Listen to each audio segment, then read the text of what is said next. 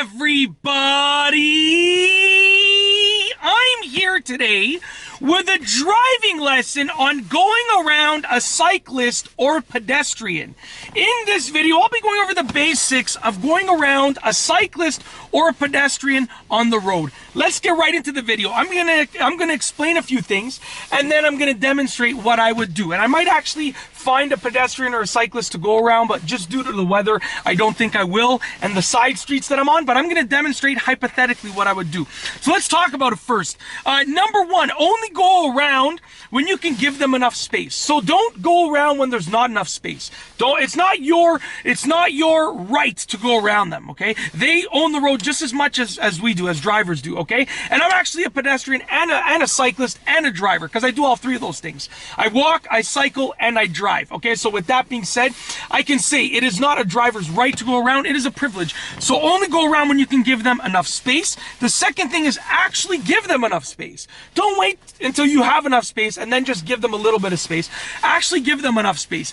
It all depends on where you live. I know that where I live, as far as I know, you have to give them, it's either 4 or 6 feet. I don't remember, because I always give them at least 6 feet, to be honest with you. So I mean, I don't really remember what the rule is. I always give them at least close to 6 feet whenever possible, okay? Number 3, the third thing is you might have to switch lanes. Don't think that you could just swerve around them. You might have to switch lanes, and to be honest with you, most of the time you will have to switch lanes if you want to give them the required amount of space. The next thing is don't zoom by them. Don't floor it.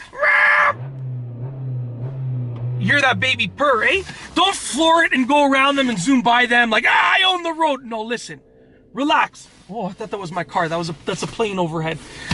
You don't own the road. Don't zoom by them. Just go by at a normal speed. Continue going by at the speed that you're going. That's what is the best for them as well as you. Okay, and then the last but not least is to be understanding. So like, maybe there's a puddle. Don't go around them and splash them with the puddle. That's not fair. That's not right. It's not nice, okay? And then just, you know, like maybe they're walking on the road and they're not walking on the sidewalk, and you're like, why are you doing that? But maybe the sidewalk has like 4 feet of snow and the road doesn't. So like, be understanding. I mean, you probably were a pedestrian or a cyclist at one point. Even if you don't do those things right now, you probably were at one point. So just be understanding, okay? Listen, don't be mean. Don't be mean. It's as simple as that. All right, so I'm gonna actually turn the car around on this little street over here, and then I'm gonna tell you, I'm gonna show you what I would do if I had to go around a cyclist or a pedestrian. Okay, slow down, Mike. There's snow on the road. When you're watching this, you probably will be watching this when it's like summertime where I live, which is Toronto in Ontario in Canada. Toronto, Ontario, Canada. However, I'm filming this and it's still snowing, all right? I release my videos like way down the line. I'm scheduled way in advance. All right, so let's go. We're driving, all right? No problem.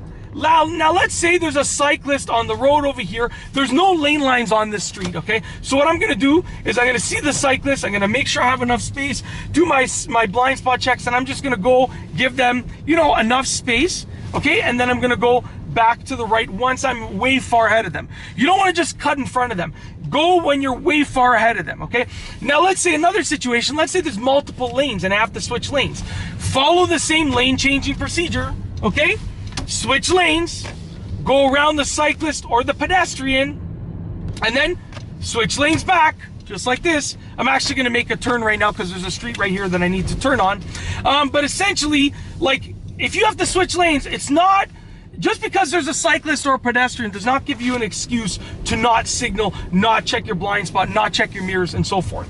No, you still have to follow the regular lane change procedure, okay? But essentially, you might have to switch lanes or you might not. Give them enough space, keep the same speed. You can see I'm not flooring it by them. You know, I'm keeping the same speed.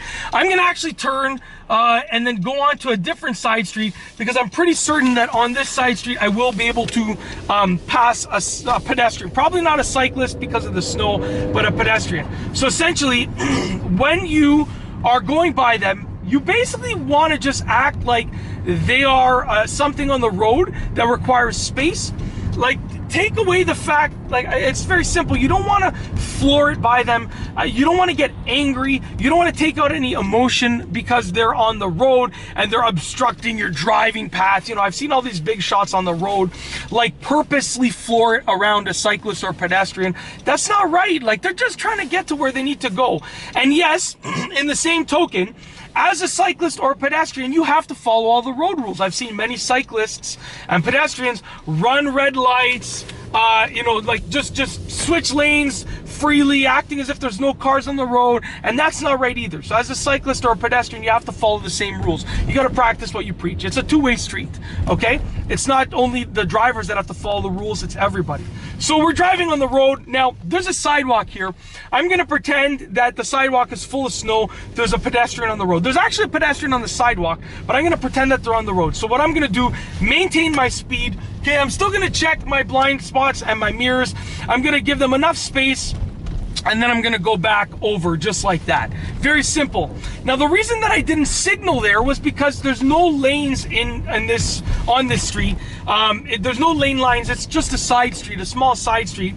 So I am moving over, but I'm not switching lanes to the point where I'm going to be switching over to a different lane, driving in that lane and coming back. I'm just going around someone on the road. Now, you got to check with your standards for where you live, because where you live, maybe the requirement is that you're going to have to signal and completely change lanes, even if there's no lane lines on the road, right? So you got to check where you live, because I don't want you to lose points on your driving test because you're not doing what is required where you live. So it's that simple, and that's basically it. In this video, I just wanted to go over the basic steps for going around a cyclist or a pedestrian. It's been a simple driving lesson, and I truly hope that you have enjoyed it. If you like this video, please be sure to give it a thumbs up. Let me know what you think down below as a comment. And of course, be sure to subscribe for more great car and driving videos just like this one. And that's all I have for you today. Thanks for watching.